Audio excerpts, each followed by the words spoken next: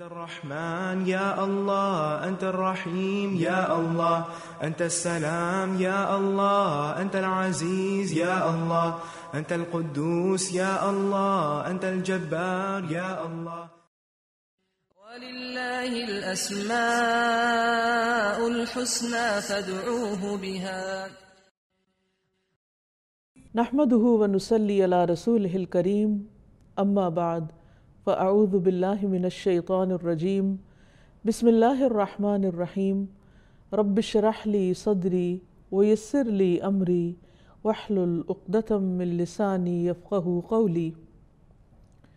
ناظرین، پروگرام اللہ کے خوبصورت نام کے ساتھ آپ کی خدمت میں حاضر ہیں۔ آج ہم انشاءاللہ اللہ سبحانہ وتعالیٰ کے نام العزیز کے بارے میں بات کریں گے۔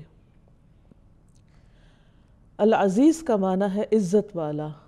غلبے والا، قوت والا، وہ جس پر کوئی اور غالب نہ آ سکے۔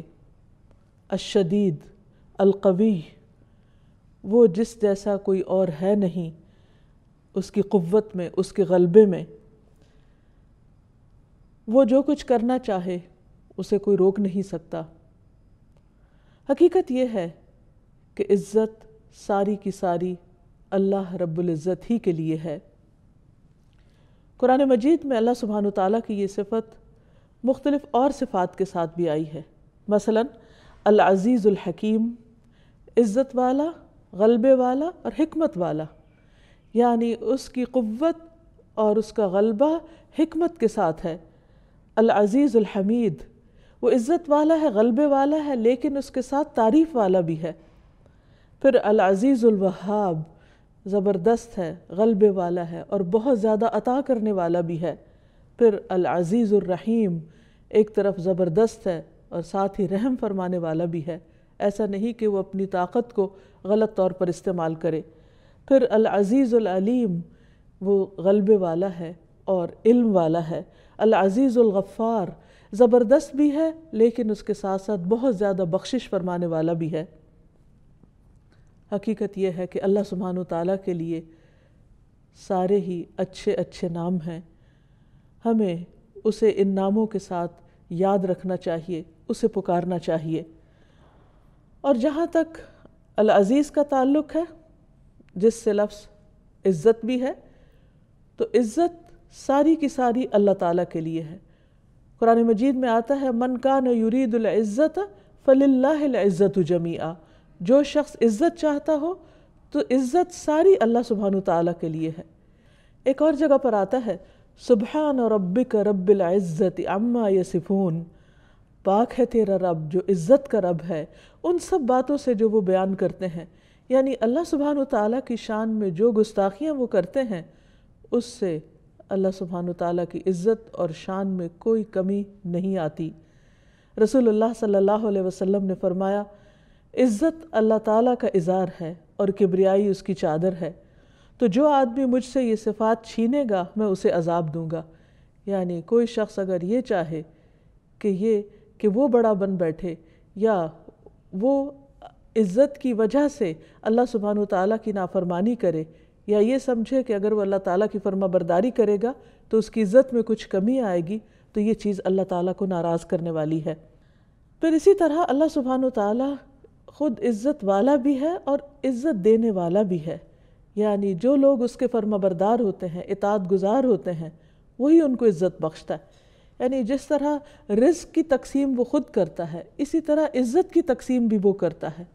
اور عزت اسی کی طرف سے آتی ہے۔ اور اللہ تعالیٰ سے بڑھ کر عزت والا کوئی ہے ہی نہیں۔ اس لیے بندے کا کام کیا ہے، بندے کے اوپر کیا لازم ہے، اس کے اوپر کیا حق آتا ہے کہ وہ اللہ تعالیٰ کی اس صفت کو پہچانے اور اس کو عزت دینے کا حق ادا کرے، اور اس بات پر بھی یقین رکھے کہ انسانوں کو ملنے والی عزت اور ذلت اس سب کا اختیار اللہ تعالیٰ کے پاس ہے، جیسے کہ قرآن مجید میں آتا ہے قل اللہم مالک الملک تؤتی الملک من تشاء وتنزع الملک ممن تشاء وتعز من تشاء وتذل من تشاء بیدک الخیر انک علی کل شیء قدیر۔ آپ کہہ دیجئے کہ اے بادشاہی کے مالک، تو جسے چاہے بادشاہی دیتا ہے اور جس سے چاہتا ہے بادشاہت لے لیتا ہے، جسے چاہتا ہے عزت دیتا ہے، یعنی عزت کا دینا اللہ سبحانہ وتعالیٰ کی اپنی مشیت پر ہے، اور جسے چاہتا ہے ذلیل کرتا ہے۔ تیرے ہاتھ میں ہی ہر بھلائی ہے، بے شک تو ہر چیز پر پوری طرح قادر ہے۔ دنیا کے علاوہ آخرت کی رسوائی، اس سے بھی ڈرنا چاہیے، کیونکہ آخرت کی رسوائی اور آخرت کی ذلت تو پوری مخلوق کے سامنے ہوگی،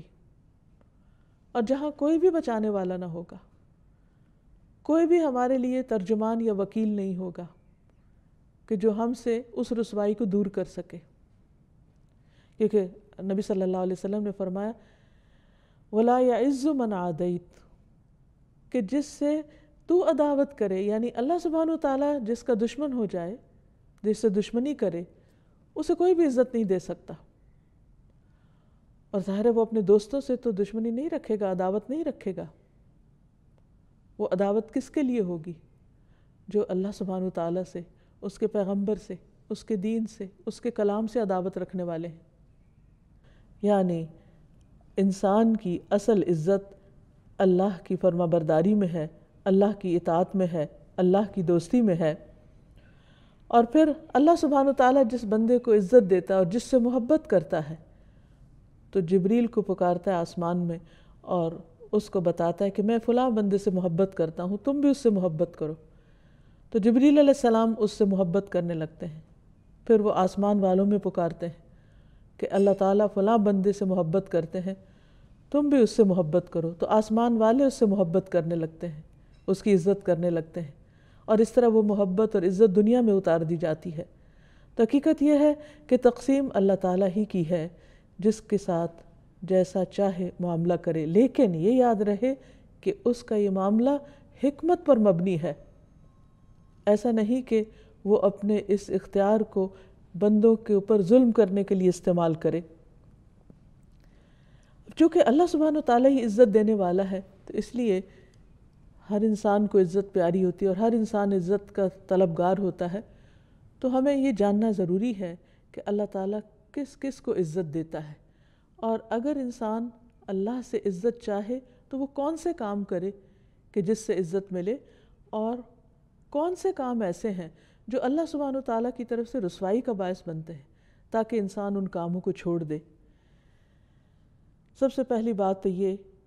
کہ خود اسلام انسان کو عزت دیتا ہے۔ رسول اللہ صلی اللہ علیہ وسلم نے فرمایا یہ دین ہر اس جگہ تک پہنچ کر رہے گا جہاں تک دن اور رات کا سلسلہ جاری ہے، یعنی اس زمین یا اس گلوب کے ہر کونے تک۔ اللہ کوئی بھی کچا یا پکا گھر ایسا نہیں چھوڑے گا جہاں اس دین کو داخل نہ کر دے، یعنی ہر گھر میں اس کا پیغام پہنچ جائے گا،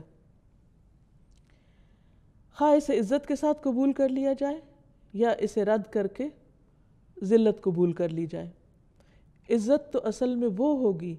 جو اللہ اسلام کے ذریعے عطا کرے گا، یعنی اللہ کی بات کو قبول کر کے انسان کو الٹیمیٹلی عزت ملے گی، اور ذلت وہ ہوگی جو انکار کر کے حاصل ہوگی۔ تمیم داری کہتے ہیں کہ مجھے یہ بات اپنے گھر والوں میں نظر آ گئی کہ ان میں سے جو مسلمان ہو گیا اسے خیر، بھلائی اور شرافت نصیب ہوئی، اور ان میں سے جس نے انکار کیا اس کے حصے میں رسوائی اور جزیہ آیا۔ پھر یہ ہے کہ اصل عزت اللہ کی اطاعت میں ہے، خواہ بظاہر وقتی طور پر دنیا میں لوگ اس انسان کی عزت نہ بھی کریں، لیکن حقیقت یہ ہے کہ وہ اللہ تعالیٰ کی نگاہوں میں بہت معزز اور مکرم ہوتا ہے۔ اللہ سبحانہ وتعالیٰ اپنے بندوں کو اپنے کلام کے ذریعے، اپنی کتاب کے ذریعے عزت عطا کرتے ہیں، جیسا کہ ایک حدیث میں آتا ہے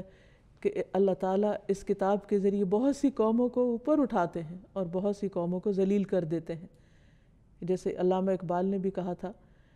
کہ وہ معزز تھے زمانے میں مسلمان ہو کر، اور تم خوار ہوئے تارک قرآن ہو کر، کہ تم نے قرآن کو چھوڑ دیا تو تم ذلیل و رسوا ہو گئے۔ کہ جب تک مسلمان اس کتاب کو تھامے ہوئے تھے اور اللہ تعالیٰ کے احکامات کی پیروی کرنے والے تھے تو اللہ تعالیٰ نے دنیا میں بھی ان کو عزت عطا کی، اور جب وہ صرف نام کے مسلمان رہ گئے اور ان کے کام اسلام کے خلاف ہونے لگے تو دنیا کی عزت بھی جاتی رہی۔ عامر بن واصلہ کہتے ہیں کہ نافع بن حارث نے عمر رضی اللہ عنہ سے عصفان میں ملاقات کی، تو عمر رضی اللہ عنہ نے انہیں مکہ کا امیر مقرر کرنے کا حکم دیا ہوا تھا۔ عمر نے پوچھا تم نے مکہ میں کس کو امیر بنایا؟ انہوں نے عرض کیا ابن ابزہ کو۔ آپ نے پوچھا ابزہ کون ہے؟ اس نے جواب میں کہا ہمارے غلاموں میں سے ایک غلام ہے۔ پوچھا تم نے غلام کو ان کا امیر بنا دیا؟ اس نے کہا ہاں، وہ اللہ کی کتاب کا پڑھنے والا ہے اور اس کے فرائض کا عالم بھی ہے۔ عمر رضی اللہ عنہ نے فرمایا تمہارے نبی نے فرمایا تھا کہ اللہ تعالیٰ اس کتاب کے ذریعے لوگوں کو بلندی عطا کرتا ہے اور اس کتاب کے ذریعے لوگوں کو پست اور ذلیل کرتا ہے، یعنی کہ بڑے بڑے قبائل سے تعلق رکھنے والے اور بڑے بڑے معزز اور شرفاء جو ہیں،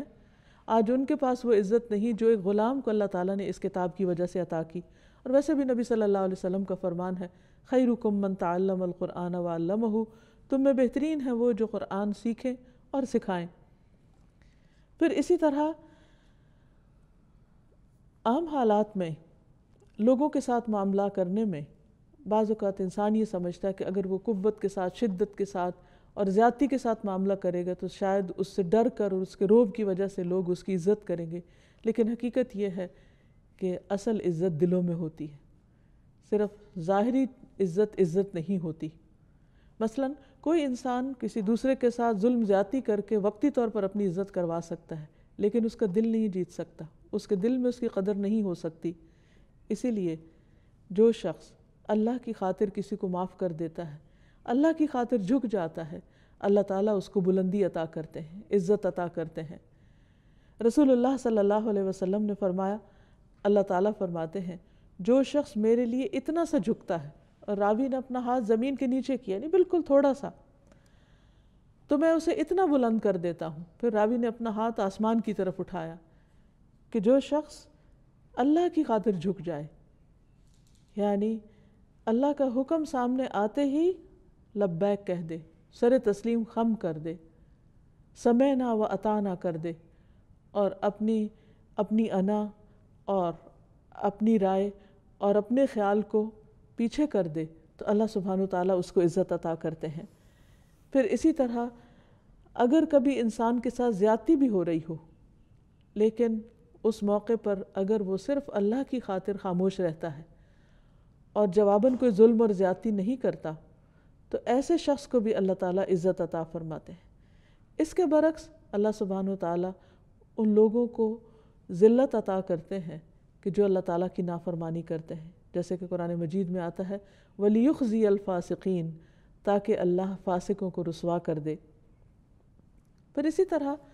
قرآن مجید میں واضح طور پر یہ بات آتی ہے کہ جو لوگ اللہ سبحانہ وتعالیٰ کی کتاب کو پورے کا پورا نہیں لیتے، یا اس پر ایمان نہیں رکھتے، یا اس کے بعض حصے کو لیتے ہیں اور بعض کا انکار کرتے ہیں، ان کے لیے بھی رسوائی ہے۔ سورۃ البقرہ میں اللہ تعالیٰ فرماتے ہیں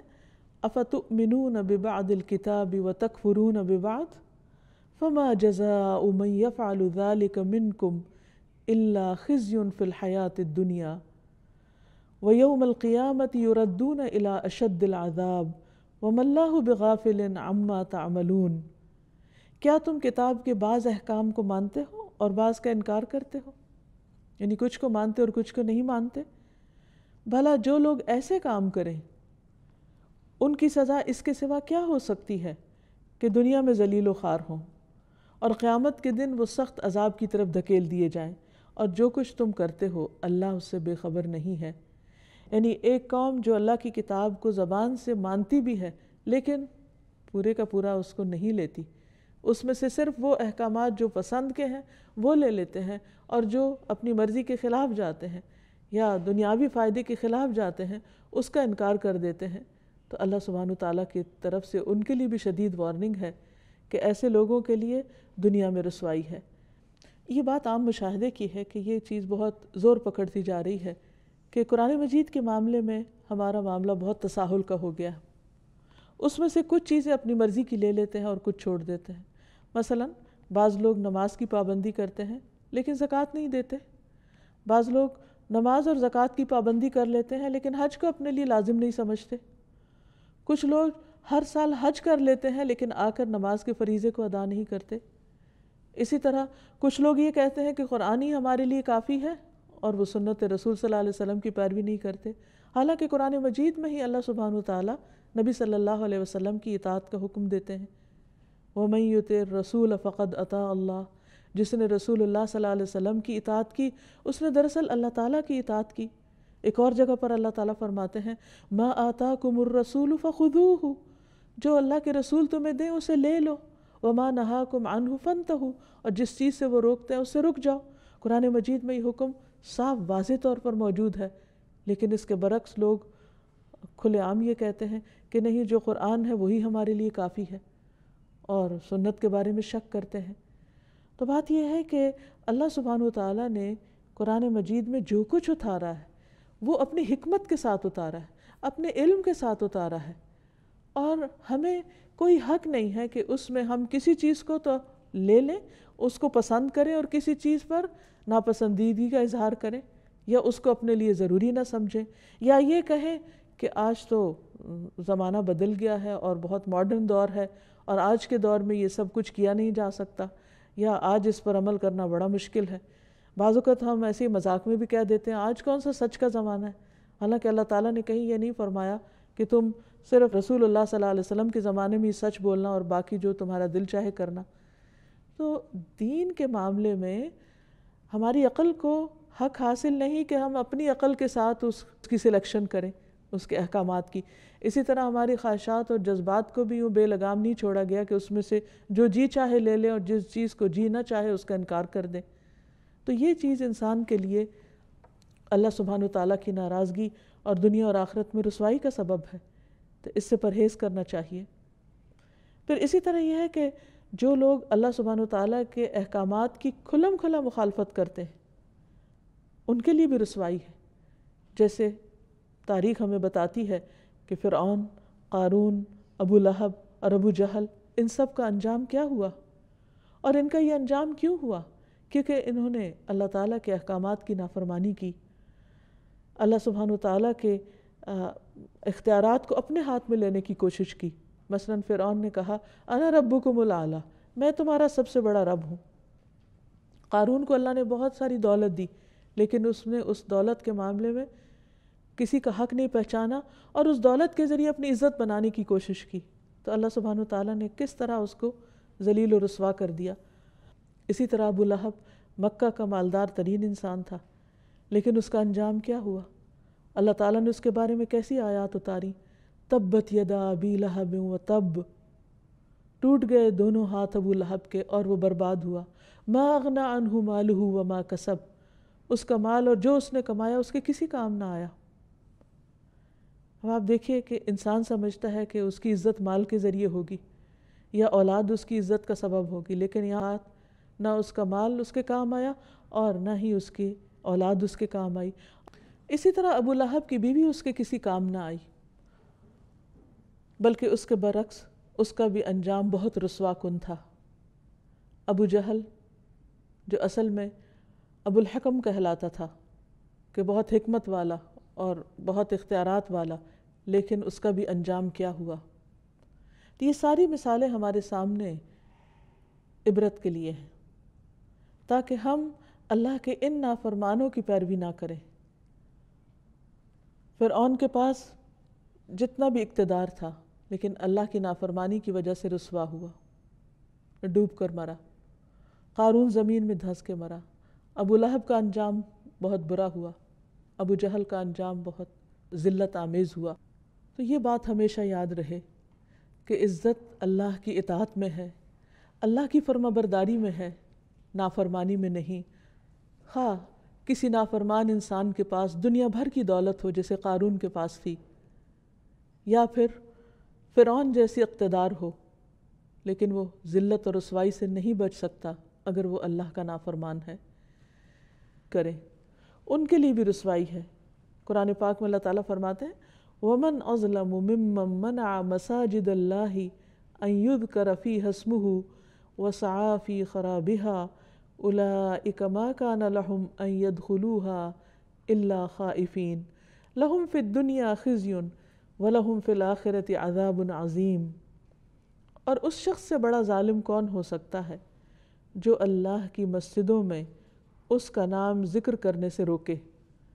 یعنی اللہ کے گھروں میں اللہ ہی کا نام بلند نہ ہونے دے اور اس کی خرابی کے درپے ہو۔ انہیں تو یہ چاہیے تھا کہ مسجدوں میں اللہ سے ڈرتے ہوئے داخل ہوتے، ایسے ہی لوگوں کے لیے دنیا میں رسوائی اور آخرت میں بہت بڑا عذاب ہے۔ پھر اسی طرح دین کے معاملے میں ناحق جھگڑے کرنے والا، ایسے شخص کے لیے بھی دنیا میں کوئی عزت نہیں۔ پھر اسی طرح دین کے معاملے میں ناحق جھگڑا کرنے والے کے لیے بھی رسوائی کی وعید ہے۔ قرآن پاک میں اللہ تعالیٰ فرماتے ہیں وَمِنَ النَّاسِ مَن يُجَادِلُ فِي اللَّهِ بِغَيْرِ عِلْمٍ وَلَا هُدًى وَلَا كِتَابٍ مُنِيرٍ، اور کچھ لوگ ایسے ہیں جو علم، ہدایت اور روشنی بخشنے والی کتاب کے بغیر اللہ کے بارے میں بحث کرتے ہیں، یعنی انہوں نے کبھی دین کا علم حاصل نہیں کیا، کبھی یہ نہیں جانا کہ ان کے رب نے کیا فرمایا، کبھی کتاب کو پڑھ کر نہیں دیکھا، لیکن اپنے خیالات اور اپنی خواہشات اور اپنے دنیاوی علم کی بنا پر اللہ تعالیٰ کی ذات یا اس کی صفات یا اس کے فیصلوں کے بارے میں خوب بحثیں کرتے ہیں، جھگڑے کرتے ہیں اور حق سے اپنا پہلو موڑتے ہیں تاکہ دوسرے لوگوں کو بھی اللہ کی راہ سے بہکا دیں۔ ایسے شخص کا کیا انجام ہوگا؟ فرمایا لِيُضِلَّ عَن سَبِيلِ اللَّهِ لَهُ فِي الدُّنْيَا خِزْيٌ، اس کے لیے دنیا میں بھی رسوائی ہے، وَنُذِيقُهُ يَوْمَ الْقِيَامَةِ عَذَابَ الْحَرِيقِ، اور قیامت کے دن بھی ہم اس کو جلا دینے والے عذاب کا مزہ چکھائیں گے۔ تو اس چیز سے بھی پرہیز کرنے کی ضرورت ہے۔ بعض اوقات لا علمی کے ساتھ انسان ایسی باتیں کہنا شروع کر دیتا ہے جو اللہ تعالیٰ کی شان کے خلاف ہوتی ہیں، خصوصاً جب زندگی میں کچھ چیزیں ایسی ہو جائیں یا کچھ حادثات ایسے ہو جائیں جو انسان کے مفاد کے یا انسان کی مرضی کے خلاف ہوں، تو پھر بعض اوقات لوگ اللہ سبحانہ وتعالیٰ کو بلیم کرنے لگتے ہیں کہ اس نے ہمارے ساتھ انصاف نہیں کیا یا ہمارے ساتھ بہت زیادتی ہو گئی یا ظلم ہو گیا ہے۔ حالانکہ قرآن مجید میں واضح طور پر اللہ تعالیٰ فرماتے ہیں کہ اللہ تعالیٰ اپنے بندوں کے ساتھ ہرگز ظلم کرنے والا نہیں ہے۔ اللہ تعالیٰ کے فیصلوں کو نہ سمجھنا یہ ہماری اپنی کم علمی ہو سکتی ہے، لیکن اللہ تعالیٰ کو الزام دینا کسی بات کا یہ بہت بڑی گستاخی کی بات ہے، اور اس سے پرہیز کرنے میں ہی انسان کی عافیت ہے، کیونکہ اللہ سبحانہ وتعالیٰ العزیز ہے، غلبے والا ہے، اقتدار والا ہے، شدید ہے، قوت والا ہے، کوئی اس کو ہرا نہیں سکتا، کوئی اس کا مقابلہ نہیں کر سکتا، کوئی اس کو نیچا نہیں دکھا سکتا۔ اگر وہ اپنے بندوں کو سزا دینا چاہے تو کوئی روک نہیں سکتا، اگر وہ اپنے بندوں سے انتقام لینا چاہے تو کوئی اس کا مقابلہ نہیں کر سکتا۔ اس لیے انسان کو کبھی بھی اللہ سبحانہ وتعالیٰ کے بارے میں کوئی ایسا خیال دل میں آئے، کوئی وسوسہ شیطان ڈالے، تو ہمیشہ اپنی اصلاح کی فکر کرے اور اس پر اللہ سبحانہ وتعالیٰ کی مدد مانگے تاکہ وہ خیال دل سے نکل جائے، اور ہمیشہ اس بات پر صرف زبانی نہیں بلکہ دل کے پورے یقین اور اطمینان کے ساتھ رہے کہ اللہ کے ہر فیصلے میں خیر اور بھلائی ہے۔ بڑے بڑے گناہ تو انسان کے لیے ذلت کا سبب ہوں گے ہی اگر انسان ان پر توبہ نہیں کرتا، اللہ تعالیٰ کی طرف نہیں پلٹتا، لیکن کچھ گناہ ایسے ہیں کہ جن میں عام طور پر انسان گرفتار ہو جاتا ہے، ان کے بارے میں بھی محتاط رہنے کی ضرورت ہے، کیونکہ وہ انسان کے لیے رسوائی کا باعث ہوں گے، جن میں خاص طور پر دنیا میں شہرت کی طلب، یعنی نیکی کا کام کر کے لوگوں سے تعریف چاہنے کی خواہش، یہ ایک بہت ہی خطرناک بیماری ہے۔ رسول اللہ صلی اللہ علیہ وسلم نے فرمایا جو شخص اپنے عمل کے ذریعے لوگوں میں شہرت حاصل کرنا چاہتا ہے، مثلا اپنے صدقہ خیرات کے ذریعے یا اپنی نمازوں یا عبادت کے ذریعے یا اور کوئی فلاحی اور معاشرتی فلاح کے منصوبے بنا کر یا ان پر عمل کر کے، خدمت خلق کے کام کر کے، اگر وہ یہ چاہتا ہے کہ دنیا میں اس کا نام بلند ہو، تو اللہ تعالیٰ اس کی شہرت قیامت کے دن ساری مخلوق کو سنوائے گا، یعنی اس کے اندر کا حال، اس کی نیت کی خرابی اور اس کا دھوکہ ساری مخلوق کے سامنے عام کر دے گا، اور پھر وہ اسے ذلیل اور حقیر کر دے گا۔ اللہ سبحانہ و تعالیٰ العزیز ہے، تو ہمیں اس نام کے ساتھ اس کو پکارنا بھی چاہیے۔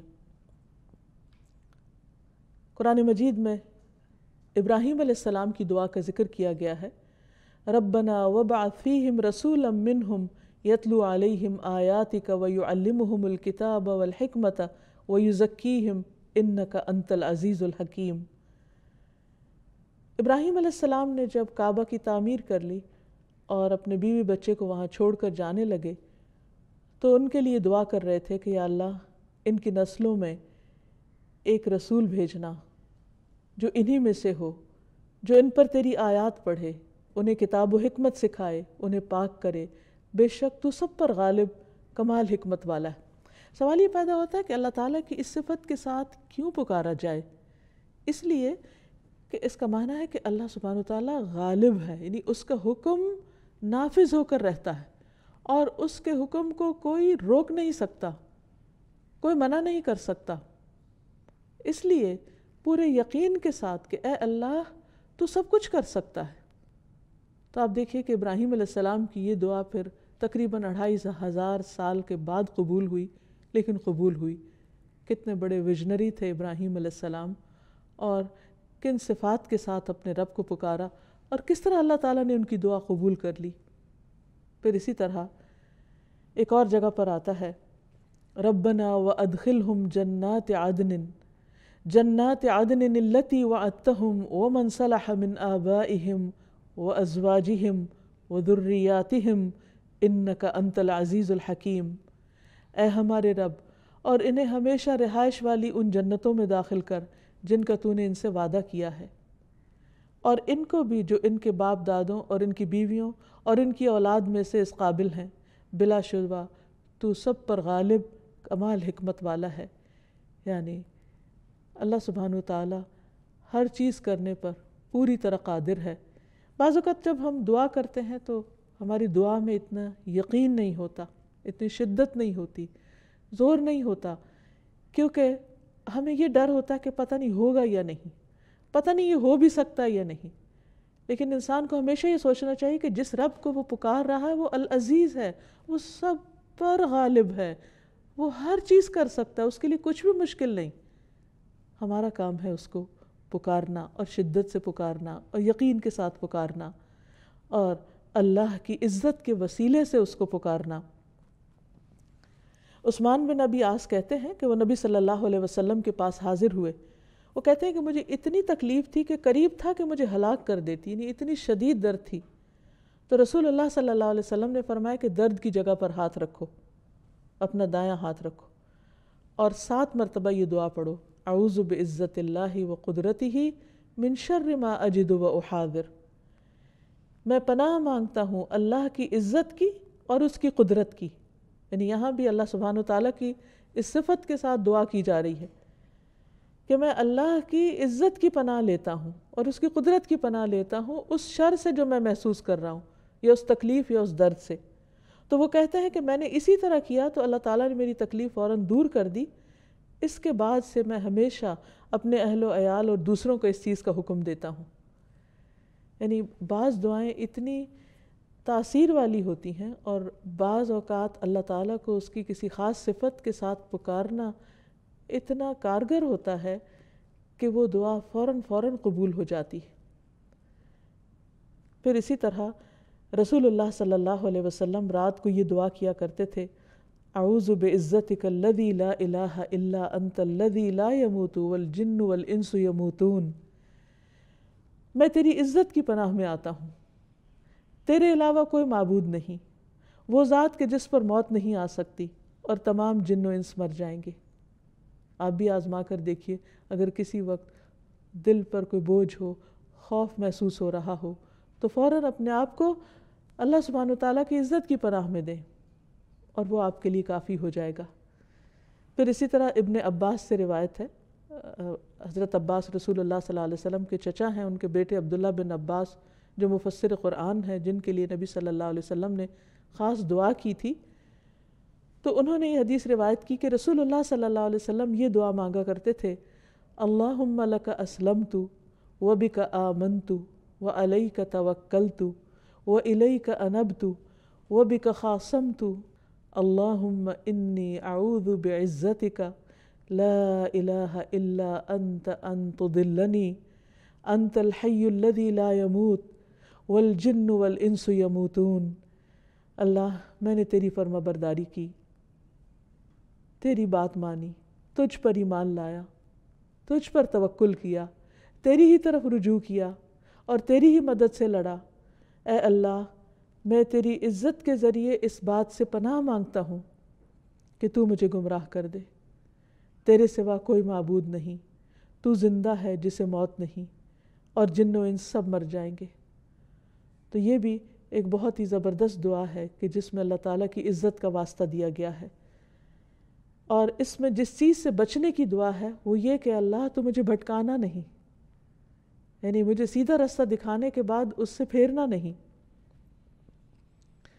پھر اسی طرح بعض اوقات انسان کے اوپر ایسے حالات آتے ہیں کہ اس کی عزت خطرے میں پڑ جاتی ہے،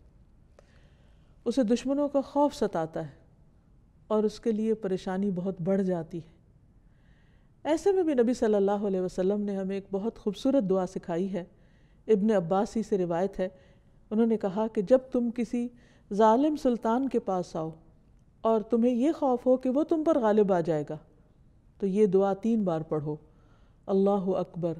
اللہ اعز من خلقہ جمیعا، اللہ اعز مما اخاف واحذر، اعوذ باللہ الذی لا الہ الا هو الممسک السماوات السبع ان یقعن علی الارض الا باذنہ،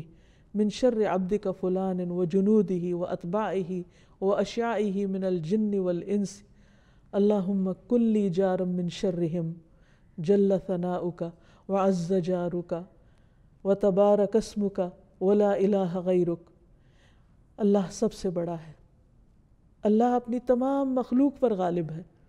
یعنی جتنے بھی بڑے بڑے ٹائرنٹس ہیں اللہ تعالیٰ ان پر بھی پوری قدرت اور پورا قابو رکھتا ہے۔ اللہ ان چیزوں سے کہیں زیادہ طاقتور ہے جن سے میں خوف کر رہا ہوں، جس سے میں ڈر رہا ہوں، اللہ تعالیٰ اس سے زیادہ طاقتور ہے جس کی میں پناہ لے رہا ہوں، اور میں اللہ کی پناہ میں آتا ہوں جس کے سوا کوئی معبود نہیں،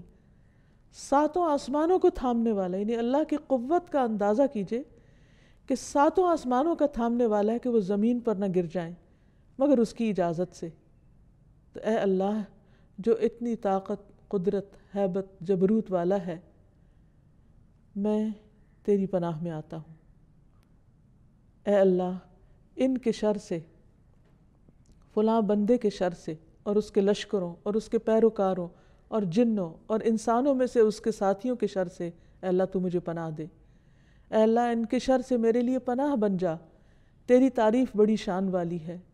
تیری پناہ بہت مضبوط ہے، تیرا نام بہت بابرکت ہے اور تیرے سوا کوئی معبود نہیں۔ تو جو انسان بھی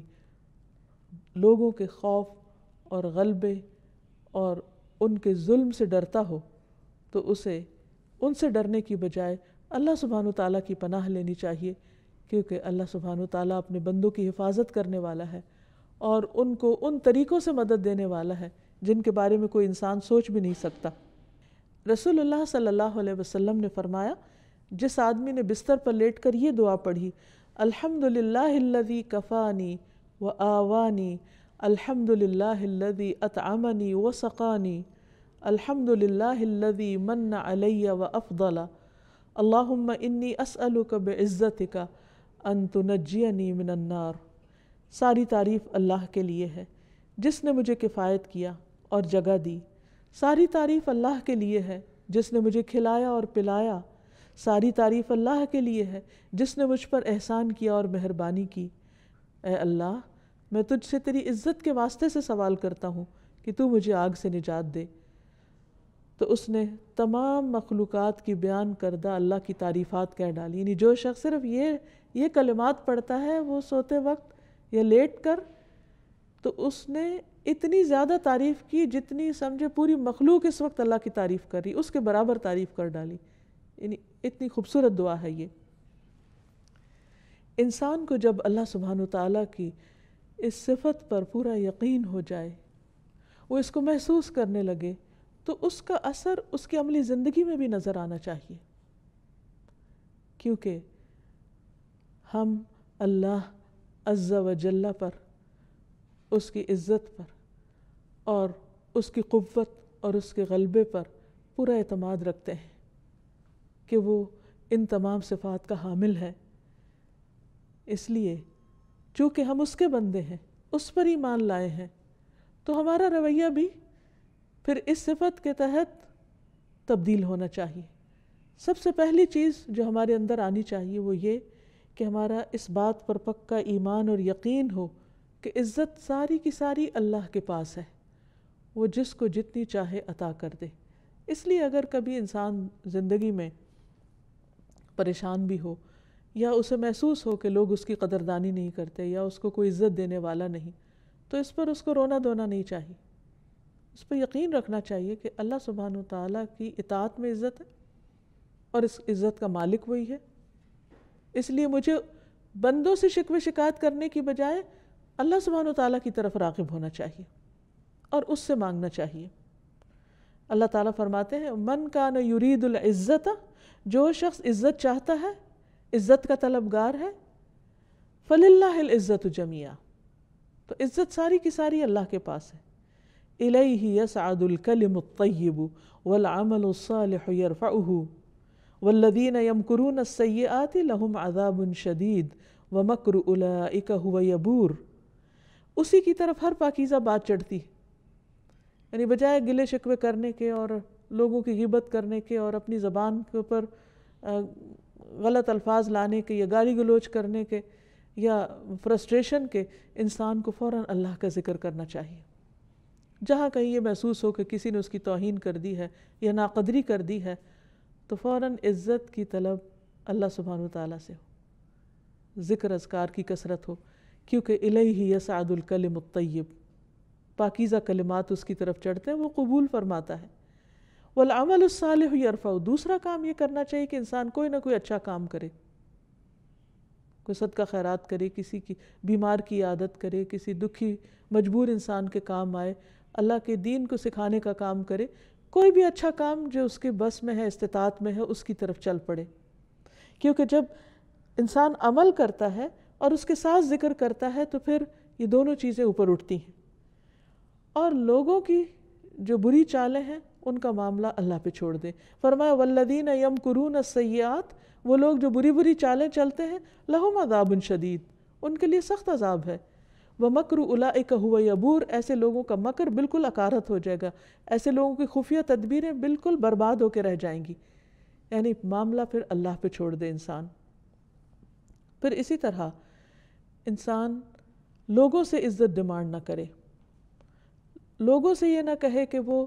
میری عزت کرے، اور نہ ہی عزت کروانا پسند کرے،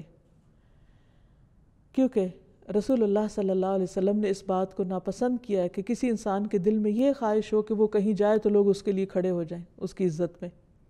اس کے برعکس جو شخص تواضع اختیار کرتا ہے، اللہ کے آگے جھکتا ہے، بندوں کے مقابلے میں سرکشی نہیں کرتا، تو اللہ سبحانہ وتعالیٰ اس کو عزت عطا کرتے ہیں۔ حدیث میں آتا ہے جو آدمی معاف کرتا ہے اللہ تعالیٰ اس کی عزت میں اضافہ کر دیتے ہیں۔ معاف کرنا ایک بہت مشکل کام ہوتا ہے، آسان کام نہیں ہے، انسان کے لیے بہت مشکل ہے، انسان کے نفس پر بہت بھاری ہوتا ہے، خصوصاً ایسے لوگوں کو جو آپ کو دکھ دیں، آپ کی زندگی میں ایک تکلیف کا باعث ہوں، آپ کو رسوا کرنے والے ہوں، یا آپ کو کسی طرح کا مالی اور جانی نقصان پہنچانے والے ہوں۔ ایسے لوگوں کو معاف کرنا آسان نہیں، لیکن جو شخص اللہ کی خاطر معاف کر دیتا ہے، اللہ سبحانہ وتعالیٰ اس شخص کی عزت میں اضافہ فرماتا ہے، اس کی قدردانی بڑھا دیتا ہے۔ اور جو آدمی اللہ کے لیے تواضع اختیار کرتا ہے، جو ہمبل ہوتا ہے صرف اللہ کی خاطر، اللہ تعالیٰ اسے بلندیاں عطا کرتا ہے۔ رسول اللہ صلی اللہ علیہ وسلم نے یہ بھی فرمایا کہ تم میں سے جو شخص کسی مجلس میں آئے اور اس کے لیے جگہ کھلی کی جائے تو وہ بیٹھ جائے، کیونکہ اسے اللہ نے عزت دی ہے اور اس کے مسلمان بھائی نے عزت دی ہے۔ اگر اس کے لیے جگہ کشادہ نہ کی جائے، کوئی اس کو لفٹ نہ کرائے، تو دیکھے کہ جہاں بھی مجلس میں جگہ ہے وہاں بیٹھ جائے، اور اس کو اپنی عزت کے خلاف نہیں سمجھے انسان۔ پھر اسی طرح ہمیشہ یہ یاد رہے کہ اصل عزت اللہ تعالیٰ کے احکام ماننے میں ہے، اللہ کے حکم کی پیروی کرنے میں ہے۔ قرآن مجید میں اللہ تعالیٰ فرماتے ہیں ان اکرمکم عند اللہ اتقاکم، تم میں اللہ کے نزدیک سب سے زیادہ عزت والا وہ ہے جو سب سے زیادہ اللہ سے ڈرنے والا ہے، کیونکہ جب انسان اللہ سے ڈرتا ہوگا تو اللہ سبحانہ وتعالیٰ اس کا مقام لوگوں کے دلوں میں بھی بڑھا دے گا اور خود اپنے ہاں بھی اس کو معزز لوگوں میں شامل کرے گا۔ پھر اسی طرح یہ ہے کہ انسان اس بات کا بھی خیال رکھے کہ اللہ تعالیٰ نے جن لوگوں کو عزت دی ہے ان کی بھی عزت کرے،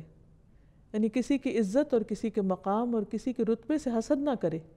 کیونکہ یہ اللہ کی تقسیم ہے نا، اللہ تعالیٰ جس کو چاہتا ہے دیتا ہے۔ تو اگر اللہ نے بندوں میں سے کسی کو عزت دی ہے تو اس کی عزت کو نقصان پہنچانے کی فکر نہ کرے، کیونکہ بہت سے لوگوں کا حال یہ ہوتا ہے کہ جب وہ دیکھتے ہیں کہ کسی کی عزت ان سے زیادہ ہو رہی ہے تو وہ اس سے حسد کرنے لگتے ہیں اور پھر ان کے خلاف جھوٹے الزامات کا طوفان برپا کر دیتے ہیں تاکہ اس کی عزت میں کسی طرح کمی ہو جائے۔ تو یہ اس شخص کے ساتھ نہیں، دراصل اللہ سبحانہ وتعالیٰ کے فیصلے کو ناپسند کرنا ہے۔ پھر اسی طرح یہ ہے کہ جنرلی اپنے سے بڑوں کی عزت کرنی چاہیے، چاہے وہ عمر میں بڑے ہوں یا علم میں بڑے ہوں یا دنیاوی اعتبار سے اللہ تعالیٰ ان کو کوئی مقام اور مرتبہ ایسا دے تو ان کی بھی عزت کرنی چاہیے، خصوصی طور پر بزرگوں کی عزت، کیونکہ اللہ سبحانہ وتعالیٰ نے عمر میں بڑے لوگوں کو چھوٹوں پر مقام اور مرتبہ دیا ہے۔ ابن عمر کہتے ہیں کہ ایک مرتبہ میں نے دیکھا کہ رسول اللہ صلی اللہ علیہ وسلم مسواک فرما رہے تھے، اس کے بعد آپ نے وہ مسواک سب سے بڑی عمر کے آدمی کو دی، یعنی خود کرنے کے بعد اس کو دے دی، اور فرمایا کہ مجھے جبریل علیہ السلام نے حکم دیا ہے کہ میں یہ مسواک بڑے کو دوں۔ پھر اسی طرح یہ ہے کہ اللہ کے بندوں اور مخلوق کو اس نام سے اللہ کو پکارنا اور اس صفت سے پہچاننا جو ہے یہ بھی اللہ تعالیٰ کو پسند ہے۔ نبی صلی اللہ علیہ وسلم اللہ تعالیٰ کی عزت کی قسم کھاتے تھے، جبریل علیہ السلام رب کی عزت کی قسم کھاتے ہیں، انبیاء اس وصف سے اپنے رب کو پکارتے ہیں، ابراہیم علیہ السلام اپنے رب کی عزت کی قسم کھاتے ہیں، جنت اس وصف سے اپنے رب کو پہچانتی ہے، حتیٰ کہ ابلیس تک نے اللہ سبحانہ وتعالیٰ کی جو قسم کھائی تو کہا بِعِزَّتِكَ وَجَلَالِكَ، یعنی اللہ سبحانہ وتعالیٰ کی عزت کی قسم کھائی۔ تو اللہ تعالیٰ ہمیں بھی اپنے اس نام کی بہترین پہچان کروا دے، اور اللہ تعالیٰ اپنے رسول کی، اپنے کلام کی اور اپنے دین کی اور دین والوں کی عزت کی ہمیں توفیق عطا فرمائے۔ وآخر دعوانا ان الحمد للہ رب العالمین۔ القاهر يا الله، أنت الحسيب يا الله، أنت الشافي يا الله، أنت المبين يا الله، أنت الوكيل يا الله، أنت القيوم يا الله، أنت